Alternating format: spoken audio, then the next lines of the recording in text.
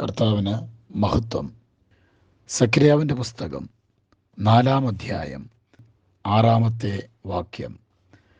സൈന്യത്താലല്ല, ശക്തിയാലുമല്ല, എൻ്റെ ആത്മാവിനാൽ അത്രയെന്ന് സൈന്യങ്ങളുടെ യഹോവ അരുളിച്ചെയ്യുന്നു. സെരുബ്ബാബേലിൻ്റെ മുൻപിലുള്ള മഹാപർവ്വതമേ, നീ ആർ? നീ സമഭൂമിയായിത്തീരും. അതിന് കൃപ കൃപ എന്ന ആർപ്പോടുകൂടെ അവൻ ആണിക്കല്ല് കയറ്റും.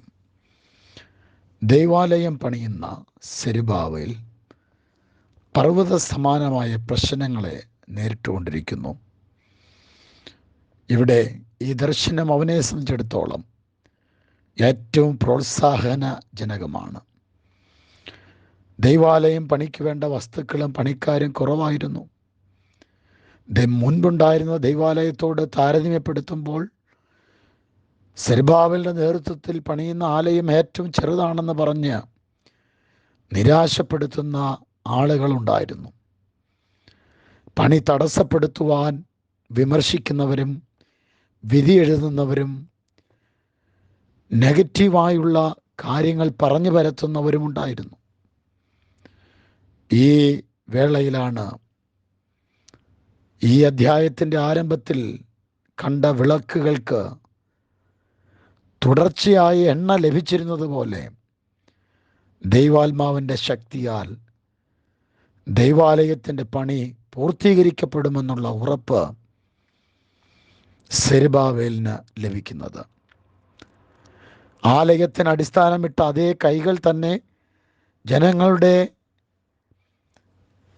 ആർപ്പുവിളിയുടെ നടുവിൽ ദൈവാലയത്തിൻ്റെ പണി പൂർത്തിയായി എന്ന് വിളിച്ചറിയിക്കുന്ന ആണിക്കല്ല് പ്രതിഷ്ഠിക്കുമെന്നും ദൈവം പറയുന്നു. പർവ്വത സമാനമായ എതിർപ്പുകളുടെ മധ്യത്തിൽ ദൈവാലയത്തിൻ്റെ പണികൾ തീർത്ത് കെട്ടിടത്തിൻ്റെ മുകൾ ഭാഗത്തിൻ്റെ മധ്യത്തിൽ വയ്ക്കുന്ന ഏറ്റവും പ്രധാനപ്പെട്ട കല്ലാണ് ആണിക്കല്ല്. കൃപ കൃപ എന്ന ആർപ്പോടുകൂടെ എന്ന് പറയുന്നതിൻ്റെ സാരം ദൈവാലയത്തിൻ്റെ പണി അസാധ്യമെന്ന് അവർ കരുതിയിരുന്നതിനാൽ ദൈവകൃപയാൽ അതിൻ്റെ പണി പൂർത്തീകരിക്കുവാൻ സാധിച്ചു എന്നുള്ളതിനാണ് ആർപ്പുവിളിയിൽ ദൈവത്തിൻ്റെ കൃപ കൃപ എന്ന് ഉരുവിട്ടുകൊണ്ടിരിക്കുന്നത്. അടിസ്ഥാനമിട്ടപ്പോൾ ആർത്തതിനെക്കുറിച്ച് വായിക്കുന്നുണ്ട്. എന്നാൽ ഇവിടെ പൂർത്തിയാക്കുന്നതിൻ്റെ ആർപ്പാണ്. ചെറിയ കാര്യങ്ങളെ തുച്ഛീകരിക്കാത്ത ദൈവം ദൈവാലയം പണിയിൽ സഹകരിച്ച പലരും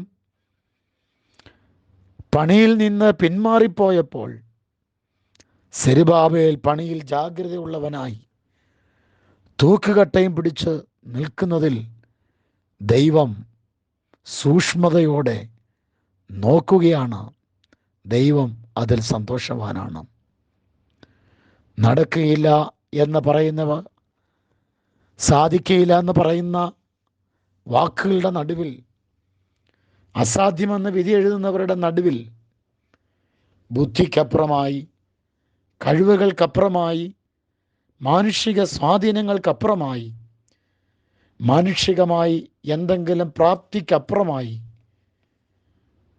ദൈവത്തിൻ്റെ ശക്തിയാൽ, ദൈവത്തിൻ്റെ ആത്മാവിനാൽ ചിലത് നിവർത്തിക്കുക മാത്രമല്ല, തടസ്സമെന്ന് പറയുന്ന മഹാപർവ്വതങ്ങളെ സമഭൂമിയാക്കി തീർക്കുമെന്ന് ദൈവം ഉറപ്പ് നൽകുന്നു. കൈ തൊടാതെ മലകളെ നീക്കിക്കളയുന്ന അത്യുന്നതനായ ദൈവം പറയുന്നു, നിന്റെ മുൻപിൽ നിൽക്കുന്ന മഹാപർവ്വതം അത് സമഭൂമിയായിത്തീരും. എങ്ങനെ സാധിക്കുമെന്ന് ഭയപ്പെടണ്ട. സൈന്യമില്ലല്ലോ, ശക്തിയില്ലല്ലോ, ഭാരപ്പെടണ്ട. ദൈവത്തിൻ്റെ ആത്മാവിനാൽ തന്നെ അത് സാധിക്കും. അടിസ്ഥാനമിട്ട ദൈവം അതിൻ്റെ പണിയെ പൂർത്തീകരിച്ച് ആർപ്പിന് കാരണമാക്കും. ഇന്നത്തെ ദിവസം ആ ദൈവത്തിൻ്റെ ശക്തി, ദൈവത്തിൻ്റെ ആത്മാവ് നമുക്ക് വേണ്ടി ഇടപെടുന്നു. God bless you.